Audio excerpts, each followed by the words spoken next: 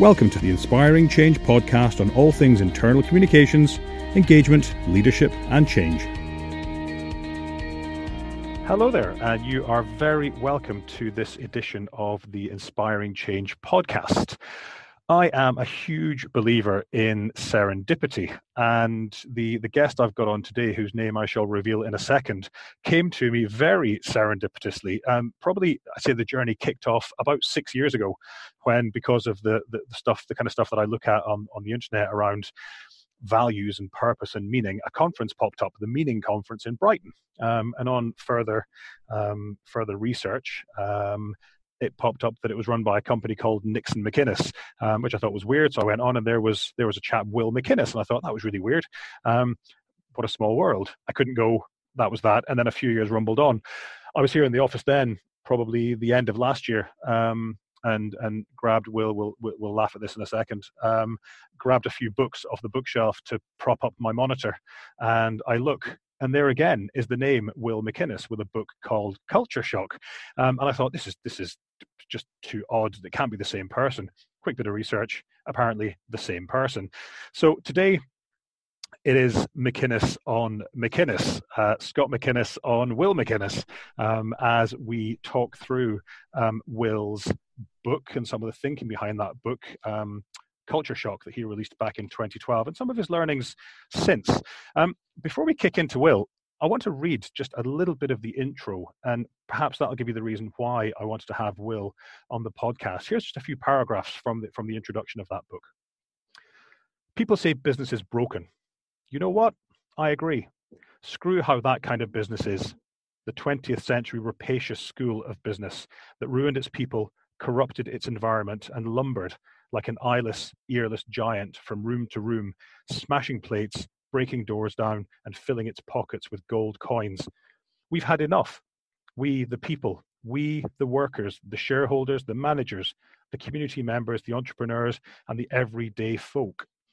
So what do? Do we give up? Do we throw out everything of business and patiently wait for some new kind of thing to emerge that can solve the problems that need solving? I cannot. I cannot leave the future to the lumbering eyeless giants any more than I can leave it to the short-termist politicians or the stretched and challenged not-for-profits. And I cannot patiently wait. The warning lights are blinking urgently. There are problems that cannot be left any longer.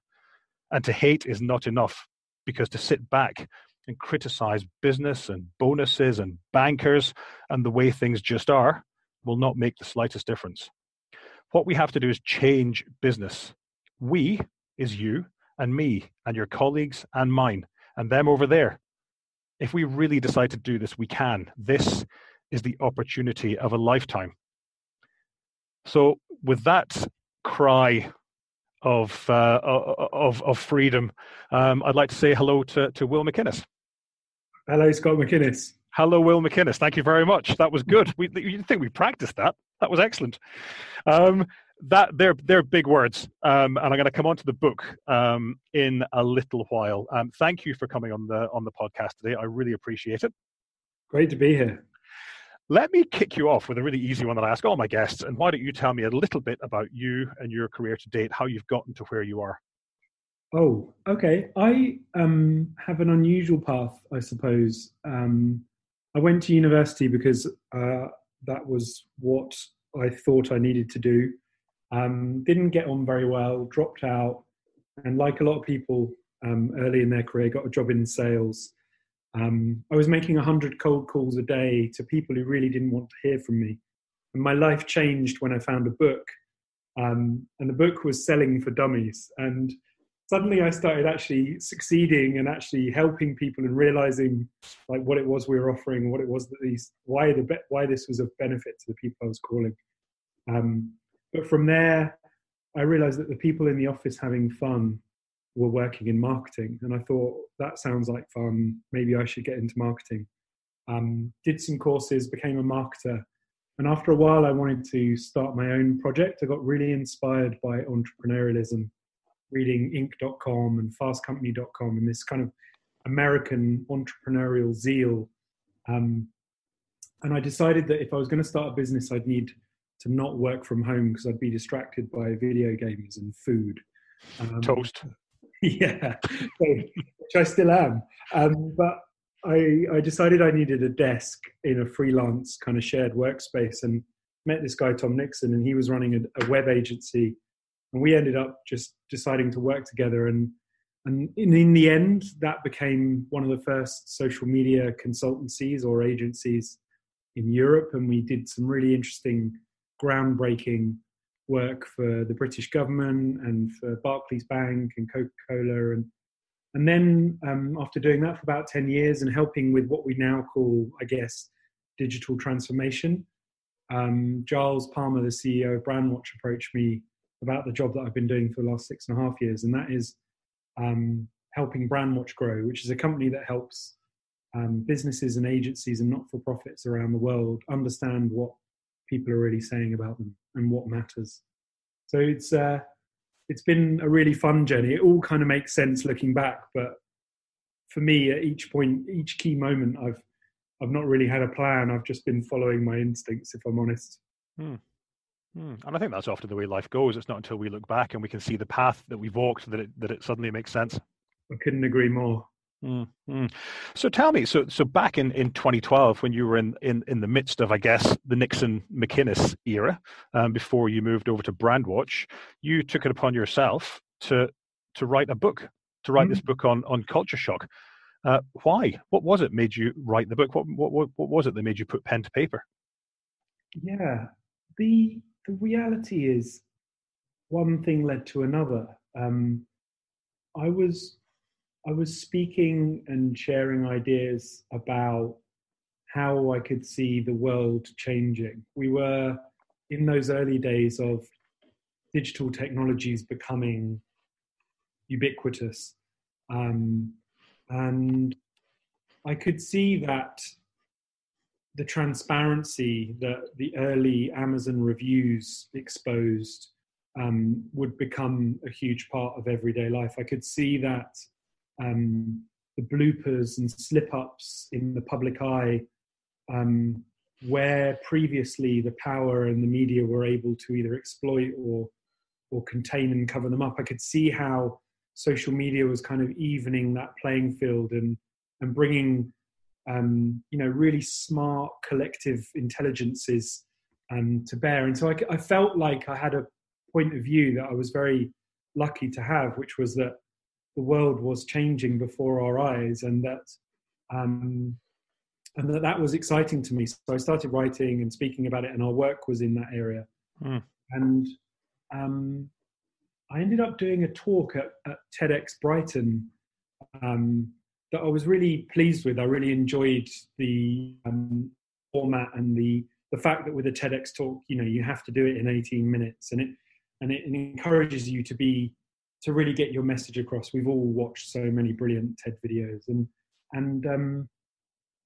afterwards, I was approached by a publisher who said, "We saw your talk." They happened to live in Brighton. They were in the audience. They thought that there was some material there for a book. They asked me for a few ideas. I gave them a few ideas, and the third idea on the list was I could just write a book about the talk. And they were like, "Yep, we'll take that one." Done.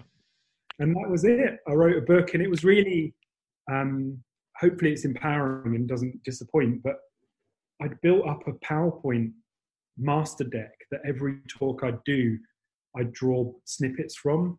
And over time that had become 8 or 10 sections. And in the end, that provided the framework for the 8 chapters in the book. So I guess if I was talking to my kids, I'd just describe that, that one thing became another, and a series of good decisions, accidents, lots of hard work just kind of rolled into one day writing a book. And a couple of pints of serendipity. Lots of serendipity. I've been extremely lucky with serendipity in my life. Very interesting.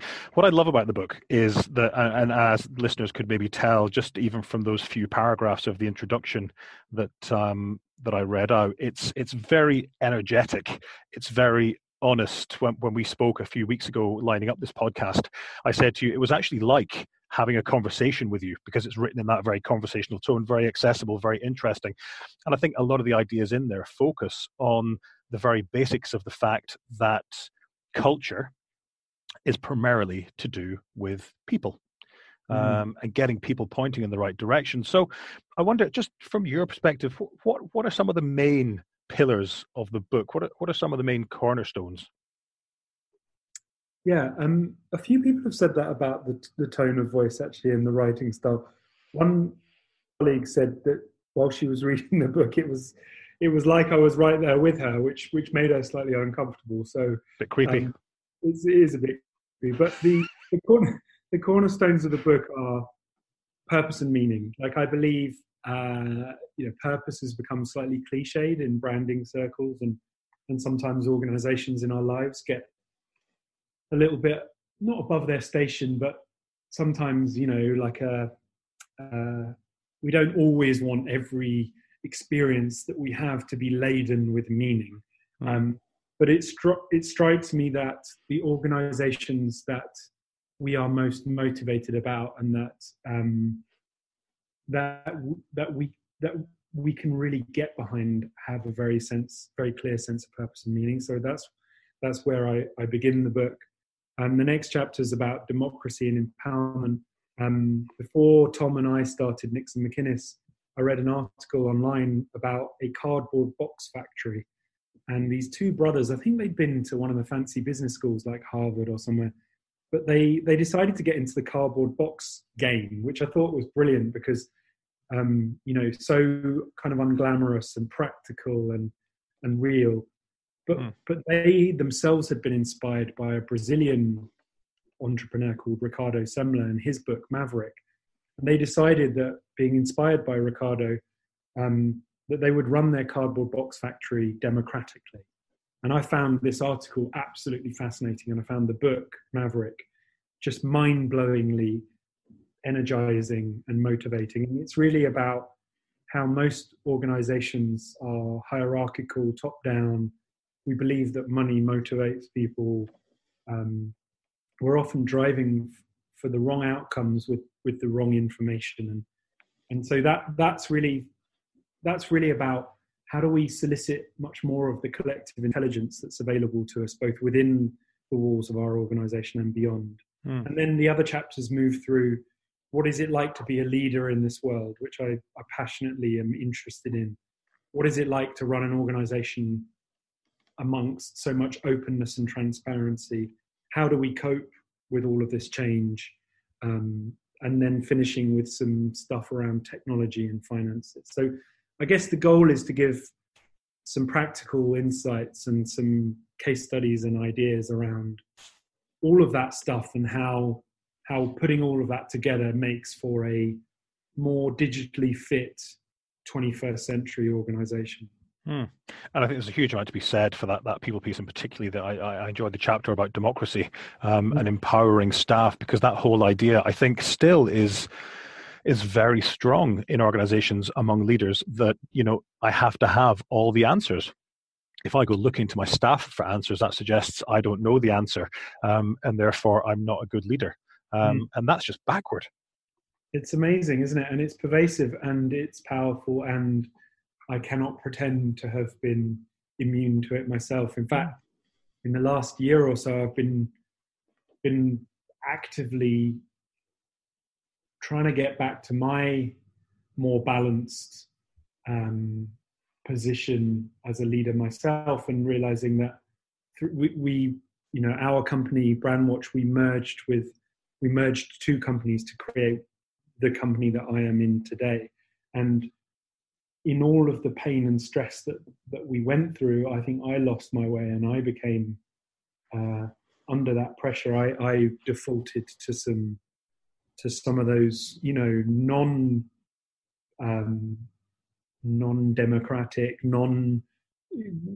not very intelligent ways of working, and jumping ahead and driving for faster, clearer, more certain answers and outcomes. And I'm noticing that the more I let go, the better I do. So I guess it's a constant work in progress. Yeah, I don't know who it was that said, it may have been Richard Branson. It normally is somebody like him, who talks about, why is it that we hire the very cleverest of people and then spend our time telling them what to do? It's just such a brilliant point. And There's that other one that's like, well, what if we spend all this money on training and then people leave? And then the counterpoint is, well, what if we don't and they stay? Yeah, yeah, yeah.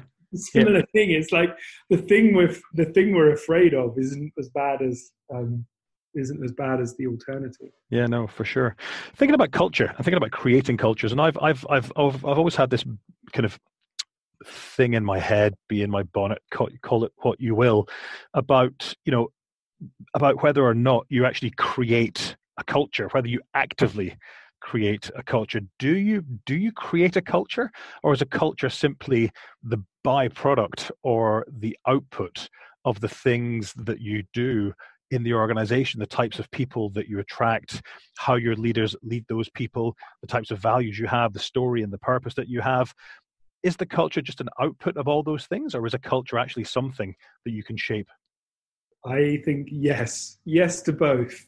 Okay. I think that absolutely it is a bit like brand. For me, culture is the output and outcome and aggregate of every little moment.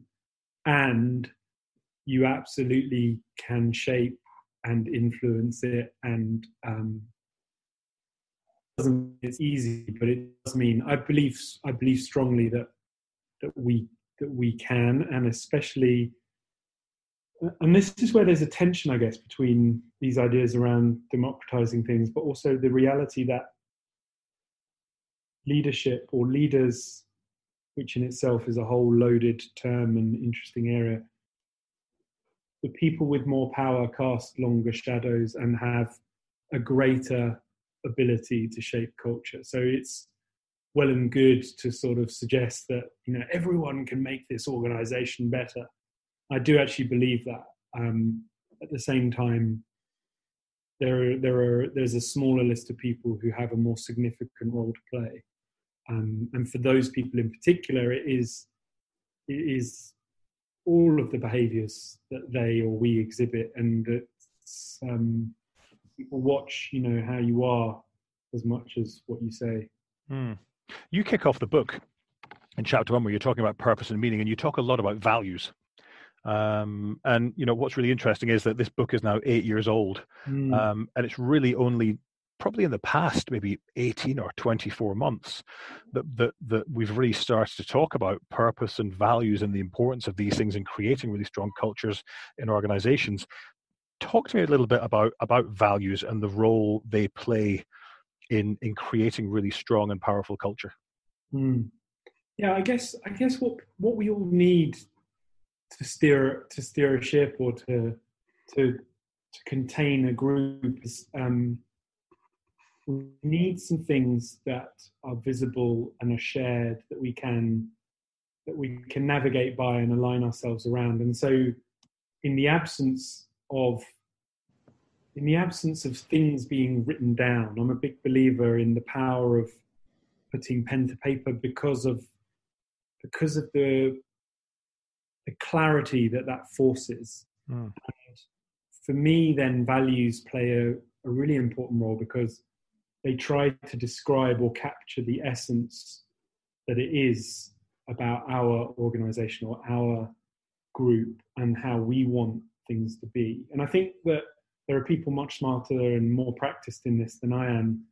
But what I've seen from them is that values need to move from being kind of passive words to being, I like it when they are describing a behavior or where they expose the tension within. It's all very well to say innovate or collaborate, but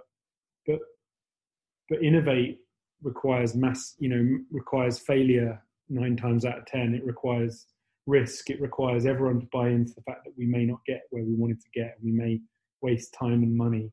Collaborate requires acknowledging of that people are annoying and messy and difficult, and that there's loads of friction along the way. And so I really like values that try and unpack a little bit or bring to life the tension that's buried within the things that we want people to strive towards. I think without that, it's very hard. So if you just say to people, you know, innovative or collaborative, to use your two examples, are our values, go ahead and make them happen. I think Mm, people's first question is, well, what do you want me to do? They're mm, not action, innovative. mm. It's not an action-oriented word. It's not a verb. Yeah, I don't know what you want me to do. Do you want me to be innovative? Do you want me yeah. to think innovatively? Do you want me to do innovative things? Do you want me to not be innovative? What is it Yeah, you want me to be? What do you want me to yeah. do? And when Inspire is the right time for innovation? Um, there are there are there are moments in medical emergency where we may not want the innovative approach. We may me. want the tried and tested approach. So yeah. Yeah, and I think the same actually carries interesting to your point about, for the past couple of years, you were saying from your own leadership style, where you'd kind of moved away from that very democratic, empowering style to maybe something else. But actually, perhaps in some situations, is there not a need for that more autocratic style in an Hmm. emergency? To your point there. Yeah, I agree. I think of leadership as situational, and I think the people I want to work with people who are building their portfolio of styles and skills and behaviors, and and I want to do that too for myself. And there's a brilliant Harvard Business Review article around the 7 styles of leadership. And for me, things like that, regardless whether it's thinking hats or leadership styles or anything that helps us characterize a different way of being or a different way of perceiving, I think those are really helpful because, as you say, sometimes being dictatorial is the right leadership behavior. Sometimes being affiliative and democratic and participative is the right behavior. Some of the times it's setting the pace, and I think it's really hard leadership, but we can all strive to add to our portfolio and stretch into the styles that are least comfortable. Yeah, for sure. Let's turn back a second, back to culture, just for 2 minutes. And I think people talk about, we have a great culture in this organization, or we have a good culture in this organization, or a dynamic culture in this organization. What do you believe a good or a great culture actually feels like in an organization? Oh, I love that question. Um, I love a culture where, to the best extent possible, people feel able to voice their questions and concerns. So I think any good culture, whatever we mean by that, is can sit with the truth, encourages people to speak truth to power. I think that generally leads to really good outcomes. Mm, So that's a quality that I seek to I seek to build and seek out myself. I love organizations or teams where you can see people really thrive and contribute no matter where they're from, no matter which team, what rank, what background or gender. I think that the organizations that win, and they're going to win more and more, are to some extent meritocratic, and I think that's what the internet does to organizations anyway. It's the internet is a driving force for a marketplace of the best ideas mm, winning. And so I love that. What else? I mean, personally, just selfishly, we spend so much life at work. I want to have fun, and I like to be silly sometimes, and I like to be rude and swear sometimes. And I like a culture that knows when to switch on and be professional, and that it's time to show up and be absolutely on our game. And I also like it to feel comfortable and informal at the right moment too. And I think you can draw a really nice analogy, that whole idea of, dress for your day. If you work in a bank, but we're not doing suits and ties anymore, we're going to dress for our day. So if you are going to be sitting typing a report all day, wear a sweatshirt and a pair of jeans. If you're going out to see clients, do something different. And I think that whole idea of being able to have a culture that can stretch and change and reform itself almost minute by minute is a very powerful thing. I really like that. Yeah. Yeah, yeah. So if we think about that culture that you've described there, what do you believe is a leader's role in helping to shape that? What are some of the things, if leaders are listening to this podcast and they're thinking, yeah, that's the kind of culture that I'd like to create in my organization, or whatever the type of culture is that they want to create in their organization, what are some of the things that they need to be doing to do that? That is an awesome question, Scott McInnes. I'm going to go with a few things. I think you need to get a reality check. You need to make it safe to find out what the culture is really like for real people today. And asking them publicly in front of others is probably not a good way to do that if you are the leader and the authority, but there are all sorts of just basic ways of finding out. But like, you need to know where you are today. I think you need to take the view that you are a gardener or a curator or something where it's less directly within your control and more about snipping off the bits that you want to see less of and encouraging and putting more sunlight on the bits you want to see more of. So underlining the behaviors, appreciating the people who speak up or contribute or push things over the line or whatever the behavior is, take risks. So I think that's the second. And then the third is really stand in the responsibility that how you are casts a very long shadow. And that's about how you use your time. It's about how you speak to people and engage with people. It's about what you are seen to do behind closed doors rather than just, proclamations that you make on the record. So I think if you do all three of those, then you're off to a cracking start because you've got a reality check. You've taken a view that means that you understand the limits of your power, and then you've also taken responsibility for your role in all of that. Brilliant. And that whole idea for me of risk taking is so absolutely critical that if we're not taking risks, if we're not failing, we're not growing.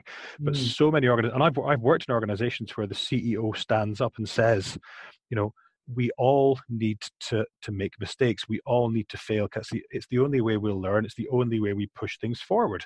And everyone's nodding, going, yes, we absolutely agree. And in their head, they're going, absolutely no way. I'm not going to be the one that fails. Thank you very much. Because actually the culture isn't there to allow that failure. Yeah. And maybe that's a practical concept that we can draw from the book, which is we had an offsite in the hills of Wales, and we split into groups, and we were working. I can't even remember what the brief was, but one team decided that maybe the brief was, how can we be more innovative?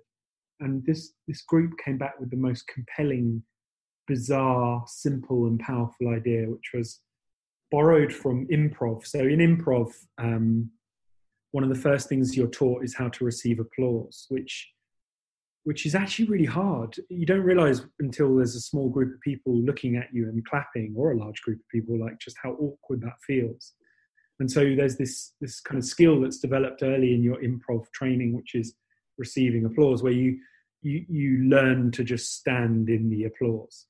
And they combined that with this idea of, kind of confession. And so in the book, it's described the Church of Fail initiative, which is one by one, voluntarily, and not everyone has to do it. People walk to the front. You can have a pulpit or not. It's really up to you. It depends how wacky you want it to feel.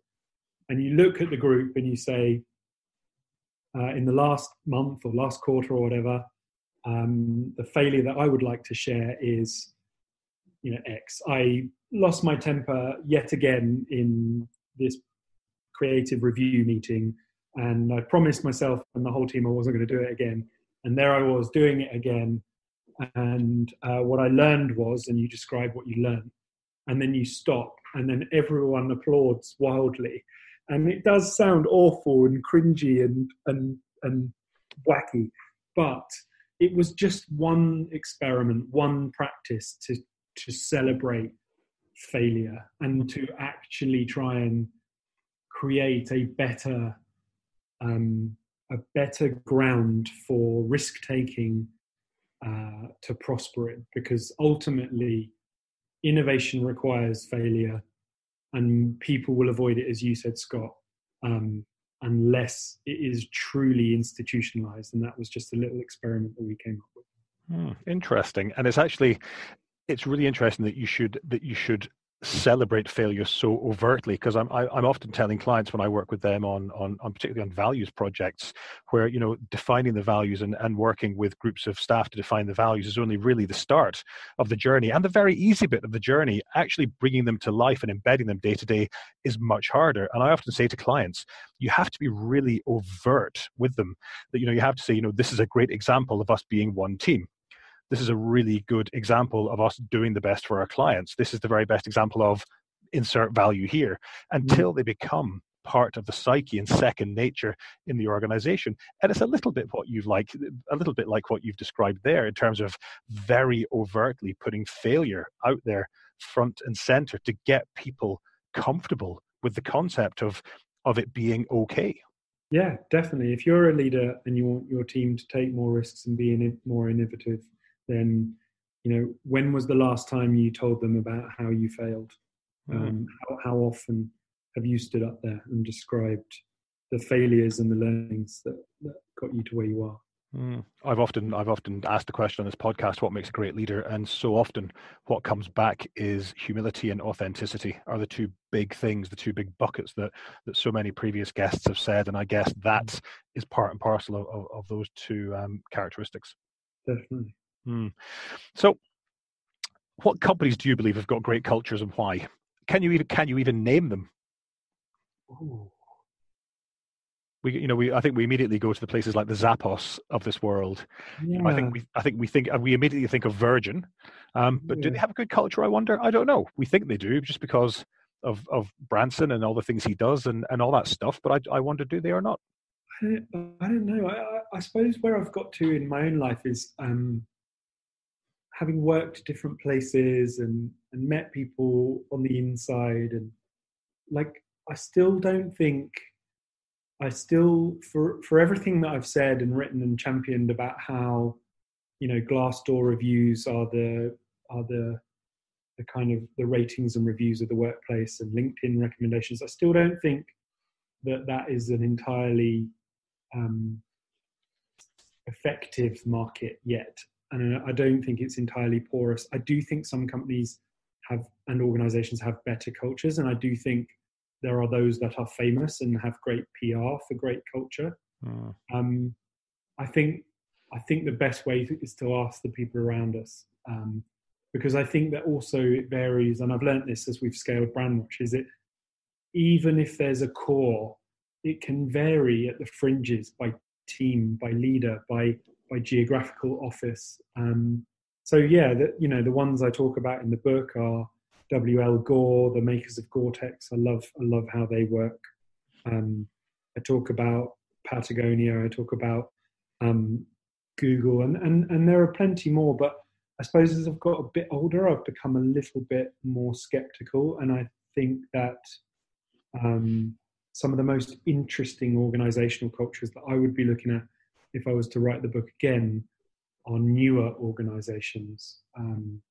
So, the remote working trend, I'm really interested in how do you scale a culture when many of the most talented employees want to be remote first. And I think that presents the leaders that listen to your podcast and that you work with, Scott, with a whole new set of interesting question marks and challenges. Yeah, for sure. Absolutely. Let me just one last question to finish up. Very quick, 30 seconds on what the one piece of leadership advice that you would give to your 20-year-old self, given what you know now. What would that one piece of advice be? What would I say to 20-year-old me? I know it wasn't that long ago. Apart from go on a diet. What would I say? I think I was doing a better job then than I am now, is the honest truth. I think then I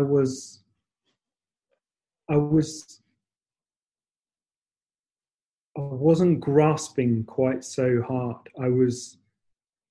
What came naturally was pretty good. I think it's just as time and the years have accumulated, I may have gone backwards. So I guess my advice would be keep doing what you're doing, keep breathing, look after yourself. You're doing a good job. Excellent. And on that bombshell, I will leave it there. If you want to know more about Brandwatch, and you want to hear more about what Will and his colleagues do there, you can go across to brandwatch.com. Culture Shock, I had a quick look before we started recording. Culture Shock is still available on Amazon, on Kindle and in hard copy, and that is well worth a read. So well worth a look. Will McInnes, it has been an absolute pleasure having you on the podcast today. Thank you so much for taking the time.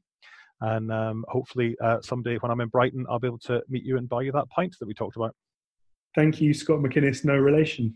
Yes, thank you. Take care. Cheers. Thanks for listening. If you enjoyed this podcast, please take a minute to rate it and maybe even leave a comment. To learn more about inspiring change, to read our blog, and to hear more podcasts, please visit our website at inspiringchange.ie.